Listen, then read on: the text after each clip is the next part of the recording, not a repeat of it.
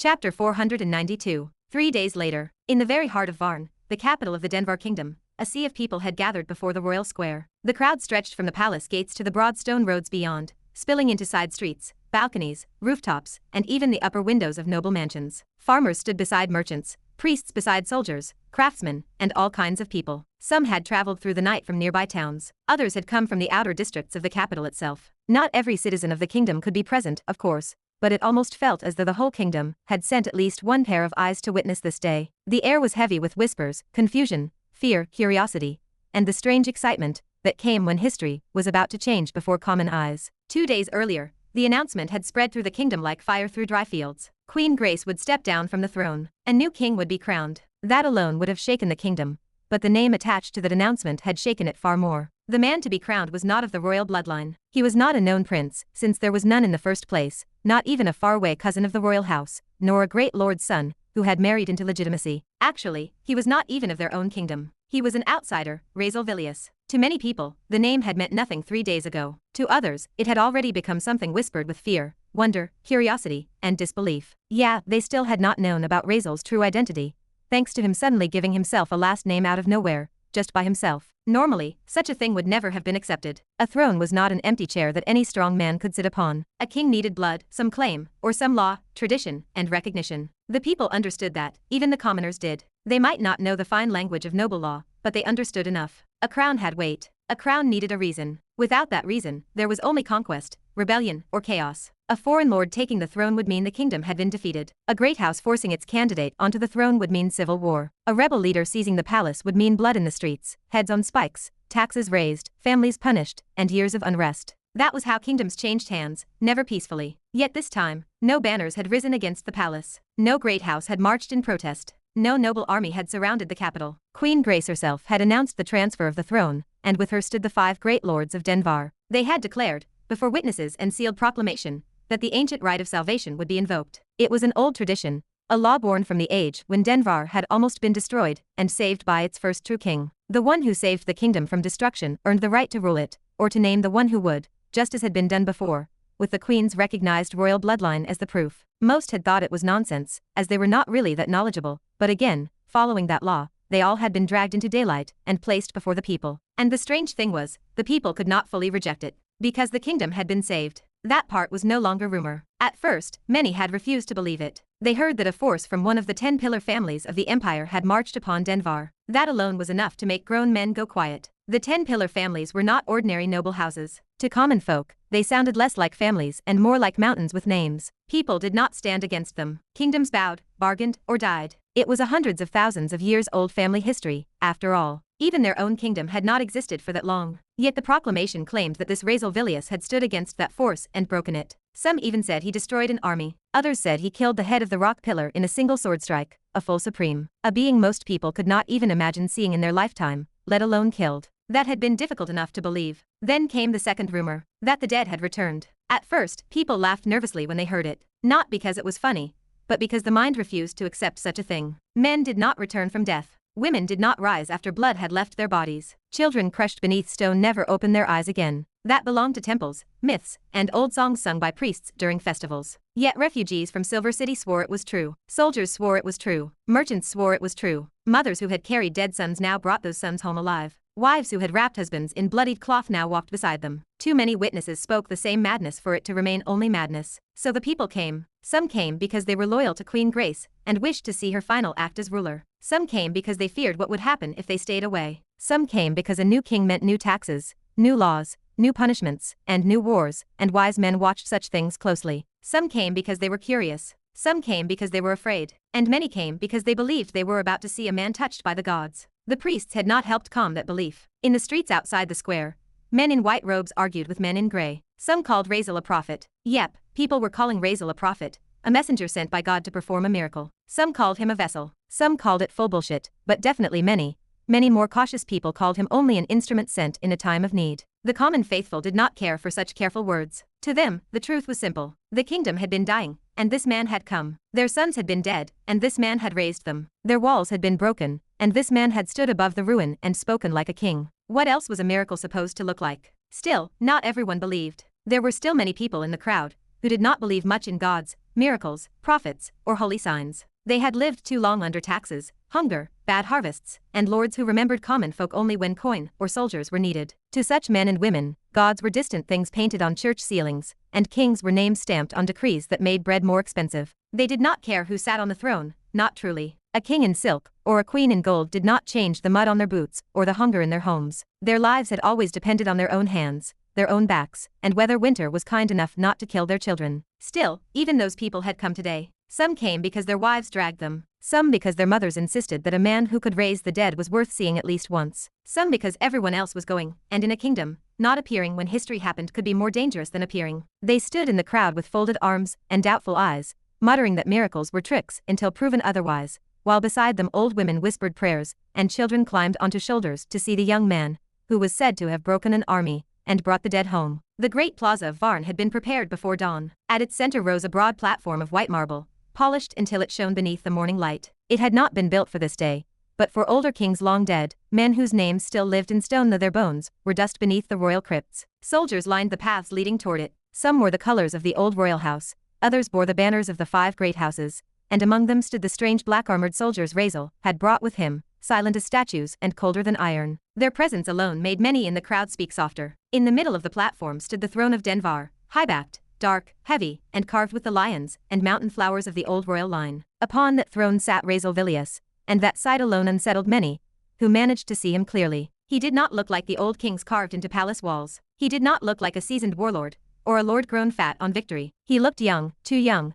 17 or 18 at most to the eyes of those below, with long white ash hair falling around a calm face, and crimson eyes that did not wander nervously, despite the thousands gathered before him. For some, his youth made the rumors harder to believe. For others, it made them easier. Gods, after all, rarely sent ordinary men in ordinary shapes, or so the priests liked to say. The 5 great lords stood on either side of the platform, each in formal robes of their house colors, faces solemn and unreadable. Lord Draven looked as though he had not slept in 3 nights. Lord Carveck stood stiffly with his hand near his sword, more out of habit than threat. Lady Vera watched the crowd as much as the ceremony, reading fear, doubt, curiosity, and faith in the faces below. The other lords kept their eyes lowered, careful not to show too much thought where so many could see. Queen Grace stood beside the throne, dressed not in the full splendor of a reigning queen, but in a simpler white and silver gown, her crown resting before her on a purple cushion held in both hands. It was an old custom. The crown must be offered, blessed, raised, and placed. The lands must see the passing of authority with their own eyes. A throne taken in darkness was always doubted. A throne given before the people became harder to challenge. Then the crowd parted near the eastern stair, and the archbishop came forward. He walked slowly, as men of the church often did when they wanted the world to remember their importance. His robes were white and gold, heavy with embroidery, and a chain of sacred symbols hung from his neck. Behind him came 2 lesser priests carrying incense, and behind them 3 temple knights in polished armor. The murmurs in the crowd shifted at once. Many bowed their heads. Some made signs over their hearts. Even men who doubted God still made room for their servants. The church was not merely faith. It was law, tradition, legitimacy, marriage, burial, blessing, curse, charity, records, oaths, and fear. A king could rule bodies. The church claimed souls. Wise rulers remembered that. The archbishop climbed the marble steps and reached the platform. He gave Grace a formal nod, then turned toward Razeal, and inclined his head with the dignity of a man offering respect without lowering himself too far. Grace stepped forward and extended the purple cushion. The crown rested upon it, gold worked with silver, set with pale stones that caught the light. The archbishop reached out and gently lifted it with both hands, preparing to speak the ancient words that had crowned kings for generations. Razeal, seeing that, frowned. It was a small expression, but Grace saw it. So did the archbishop. Razeal looked from the crown to the man holding it, then back toward Grace. "What are you doing?" The question was not loud, but it carried across the platform clearly enough for every lord to hear. The archbishop's hands paused in the air. Grace blinked, confused for a moment, not understanding what he meant. Razeal's gaze remained on her. Why is someone from the church here? And why is he holding the crown? A faint disturbance moved through those closest to the platform. Lord Draven's face tightened. Lady Vera's eyes sharpened at once. Grace drew in a slow breath, suddenly realizing that Razeal truly did not know or, perhaps worse, did not care. Well, she hoped it was not the latter, because she was having a bad feeling right now. "This is how the ceremony is performed," Grace said carefully, keeping her voice calm enough that it would not feed the crowd's unease, also trying to make Razeal understand so that nothing bad would happen. "The crown is placed under the witness of the church. The archbishop blesses the ascension, and the people see that the new king rules not only by law, but under divine sanction as well. This is really, really important. It has always been the tradition of Denvar. It is also part of royal law. The crown is accepted by men, but witnessed before God." The archbishop's expression had grown cold, though he still held his tongue. His pride was wounded, that much was clear. To question his place here, in front of lords and people, was no small insult. Still, he seemed willing to forgive it for the moment. Perhaps this new king was ignorant. Perhaps he lacked proper royal education. Perhaps he had been raised outside the customs of court. A young ruler could be corrected. A foolish remark could be buried. Then Razeal suddenly spoke again. No. The word was quiet, but it cut cleanly. I refuse to be crowned by a god or anyone who believes in one. The platform suddenly went cold and still. Razeal looked at Grace, not the archbishop. A god has no authority above me, nor will it have over any land I'll rule. For a heartbeat, nobody moved. Grace's face went pale. The crown cushion trembled slightly in her hands. The 5 great lords stiffened as though a blade had been drawn in the middle of the ceremony. Even the soldiers below seemed to sense something had gone wrong. The crowd did not hear every word clearly, but those near the platform did, and whispers began to spread outward like spilled ink. The archbishop slowly straightened his back. The gold chain upon his chest shifted softly. His eyes, moments ago merely offended, turned sharp and cold. What did you say? His voice was low, yet it carried a chill that silenced the nearest priests. For a second, he thought he had heard wrong. Razeal, though, did not even look at him. His eyes remained on Grace. You were queen. You held the crown. You have the right to place it on my head. No god does. Crown me. He spoke straight to what he wanted. Grace stood frozen. Horror moved through her slowly, then all at once. These were not careless words. These were words that could break a reign before it began. Kings could quarrel with lords. Kings could punish merchants, tax cities, anger houses, and survive. But the church was woven into the lives of the people. Their marriages were blessed by priests. Their dead were buried by priests. Their harvests were prayed over by priests. Their children learned letters from temple scribes in many towns. From birth to death, it was connected to God, and without the involvement of God, nothing was taken as legitimate. To reject the church in front of the realm was not merely discourtesy. To say no god stood above him, no god had power over his land, those were words men were burned for in lesser courts. And if the church declared him unlawful, half the kingdom might fear serving him, not because they loved priests, but because no farmer wished to be told his soul was damned for obeying the wrong king. Before Grace could find words, the archbishop lowered the crown back onto the purple cushion with careful hands. The care made the act more frightening, not less. Then he turned toward Razeal and pointed one long finger at him. This is not ignorance, the archbishop said, his voice rising now, no longer meant only for those on the platform. This is not a stumble of youth, nor a mistake of courtly manners. This is open defiance of the divine order. The crowd who could hear his loud voice began to quiet, sensing the loud thunder in his tone. You sit upon a throne not yet yours, he continued, each word sharper than the last, beneath a crown not yet placed, before a people who have not yet sworn, and before God whose witness you now reject. Hear me well, Razeal Vilious. No man crowns himself above heaven. No king rules by his own breath alone. The crown is not a trinket to be seized by strength, nor a sword to be claimed because blood was spilled. It is a burden held under law, under oath, and under the gaze of the All-Father. The archbishop turned slightly toward the crowd, his robe sweeping across the marble. This man has refused the blessing of the church. He has denied the authority of God over crown and kingdom. He has declared that no divine law shall stand above him in the lands he rules. The whispers became louder now, rolling through the crowd. The archbishop lifted his hand higher. By the sacred law of Denvar, and the holy covenants upon which this kingdom was built, such a man cannot be crowned under God. Such a man cannot receive the lawful obedience of the faithful. Such a man cannot sit upon the throne without leading this realm into sin. Grace's hands tightened around the cushion. Lady Vera's jaw clenched. Lord Carvec looked toward Razeal, then toward the crowd, already measuring how fast this could become a disaster. The archbishop's voice boomed across the square. I declare before all gathered here, if this man persists in this blasphemy, he forfeits all claim to lawful coronation under the church. Any oath sworn to him shall be stained. Any banner raised for him shall be raised in rebellion against heaven. Any lord who bends the knee to him shall answer not only to men, but to God. His words struck the square like stones thrown into still water. The first ripples were whispers, then gasps, then frightened voices rising from every side, totally confused by what had happened so suddenly. But the archbishop was not finished. His pride had already been wounded, yes, but this was no longer only pride. A king who rejected the church before the people was not merely insulting a man in robes. He was tearing at the roots of law, marriage, burial, inheritance, and faith itself. The archbishop lifted his hand higher, his face flushed with righteous fury. If he does not repent before God and the realm, I shall, under divine teaching and sacred law, impose excommunication upon him and interdict upon this kingdom. I will close every church in Denvar. No child shall be baptized beneath its roofs. No marriage shall be blessed before the altar. No dead shall receive holy burial. No bell shall toll for your souls. No priest shall speak the prayers of passage. Let every man and woman here understand what it means to follow a king who spits upon heaven. By the time he finished, the crowd had begun to panic properly, even if not really knowing what exactly happened yet, but fear moved through them in visible waves. Mothers clutched children. Old men cursed under their breath. Priests among the crowd cried out for order. Some commoners stared at Razeal in horror, others at the archbishop, unable to understand how a coronation had become a threat against the entire kingdom in the span of a few breaths. These people had come to witness history. They had not come to lose their marriages, their dead, their temples, and perhaps their hope of heaven. Queen Grace stood frozen with the crown still resting upon the purple cushion in her hands. The 5 great lords beside the platform looked as though the ground beneath them had vanished. Lord Draven's jaw clenched so tightly the muscles stood out along his cheek. Lord Carveck's eyes moved from the archbishop to the crowd,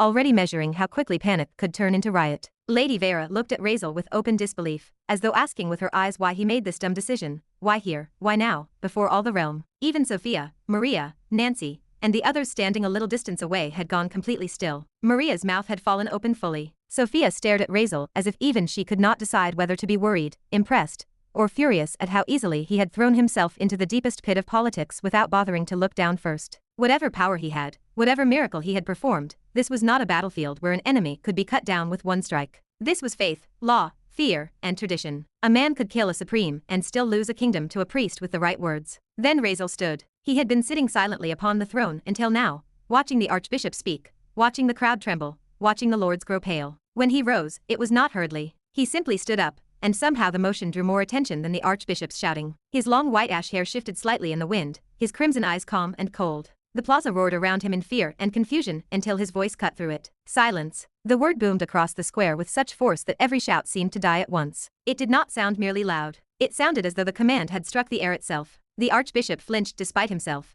turning back toward Razeal by instinct. The crowd quieted in broken pieces, voices falling away street by street until only a low, frightened murmur remained. Razeal looked at the archbishop with no anger on his face, which somehow made him seem more dangerous. "You think I need your permission to be king?" he asked. His voice was not raised now, but everyone close enough could hear the coldness inside it. "You think you can threaten me? You think you can decide whether I may sit on a throne or not? You, or your god?" He took one slow step forward from the throne. "Do you believe heaven placed that crown in your hands?" "Hey," Grace moved quickly from the side, fear finally breaking through her courtly mask. "Calm down. Do not make this worse. This can still." Though before she could finish, he raised one hand. She stopped. Not because he touched her, not because he shouted. He simply raised his hand, then turned his crimson eyes toward her. "Stay back." Grace's breath caught. For one instant, she looked into those eyes, and remembered the deeds he did in front of her. Her feet moved back before her pride could stop them. She hated that. She hated that she had stepped back. But she did. She was not a stupid, reckless person, after all. "You do not know what you are doing," the archbishop suddenly spoke, his voice shaking now, not from fear alone, but from fury. "You have made a grave mistake. A blasphemy. A crown can be withheld. A throne can be denied. The faithful will not kneel to a blasphemer. Your strength means nothing before God."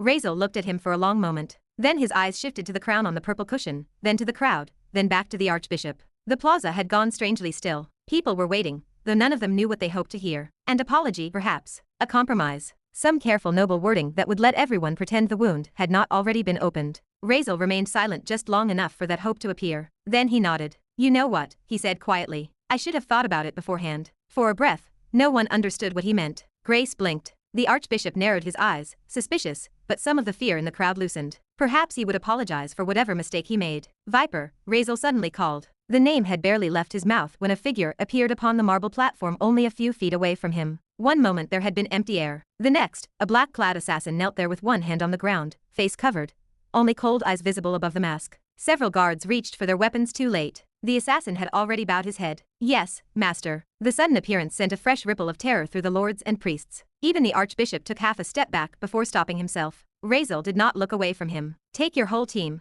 Razeal said calmly, "and break every church and temple in my kingdom." The world seemed to stop. The archbishop's eyes widened. Grace went white. "What?" The word tore out of her before she could stop it. "What? No. What?" But Razeal continued as though she had not spoken. To be continued. Thanks for listening. If you enjoyed this video, hit that like button and subscribe so you never miss an update. Check out the playlist to catch up on the rest of the series. I'll be back with the next part soon. Stay tuned.